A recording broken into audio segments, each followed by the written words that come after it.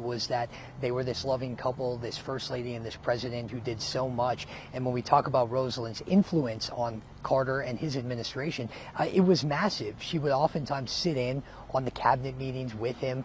She would be one of his top advisors outside of the folks who actually served in those roles. And so not only were they really united in marriage, but they were united in governance as well too. She played a huge role as being kind of the moral compass of his administration, and of course that continued many years after he left the White House, when they would do Habitat for Humanity builds together. They ended up running the Carter Center together, where they cured all these tropical diseases that had been really ravishing certain countries, and so their work went well beyond just their relationship as husband and wife. It really changed the world in a lot of ways. And so I just want to let you know, we're actually out in Leesburg, Georgia, where the sun is very bright, so I apologize for the squint, but we were interviewing one of Carter's photographers when he was down here in Plains many years after he left the White House. And so we'll have that story coming up a little later on Atlanta News First when we go on air. But he's just one example of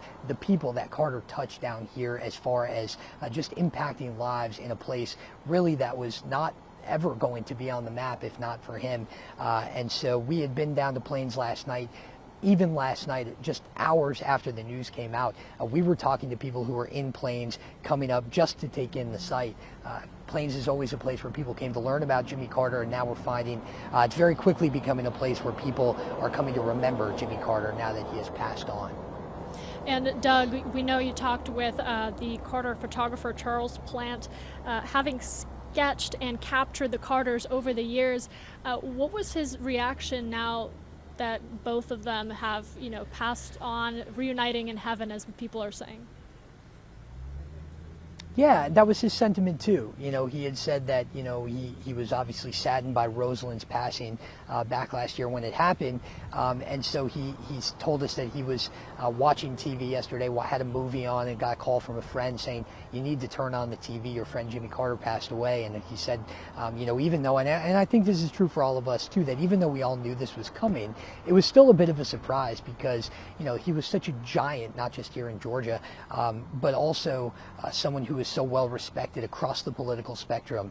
You don't get that a lot. You really don't see these people who are able to have that sort of impact on both sides of the aisle, and really among people who don't care at all about politics. He still had that impact for being such a humanitarian. And so I think people down here are really shocked, despite the fact that this had been a long time coming, just by his passing. And the big question now is really what happens to Plains, right? Because it is this kind of living museum to Jimmy Carter's life. Everything there has some connection to the former president. And now I know that the last time we were down here, not just for his 100th birthday, but in years past for his 99th birthday, that's been a question that people in Plains have really tossed around quite a bit, is what's going to happen to our little town now that kind of the patriarch of it is gone, or when he's gone. And so I think even still, we've still seen people coming down. This will always be a place that draws folks to learn about this life and legacy of this really great man, and that's kind of undisputed across the board.